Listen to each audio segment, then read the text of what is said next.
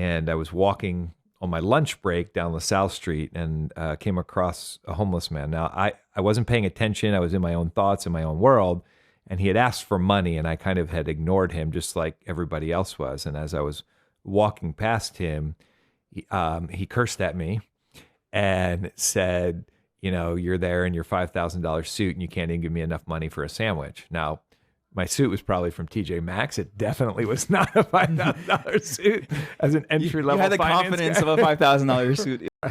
And I stopped and I looked at him.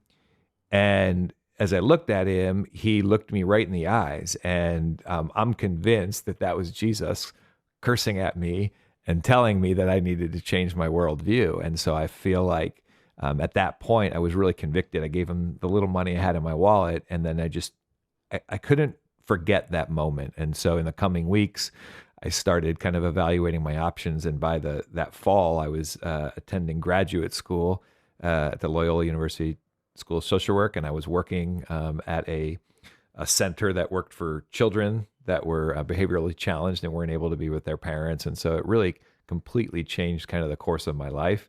I mean, I think in hindsight, I always knew I was called to this type of ministry and probably, you know, got jaded in college by the thoughts of making a lot of money and driving a nice car and things like that. But $5,000 suit. yeah, but luckily, you know, Jesus cursed at me and got me set back on my straight and narrow there. So that's an interesting theological thing right there. The fact that Jesus could potentially curse you out or yell at you.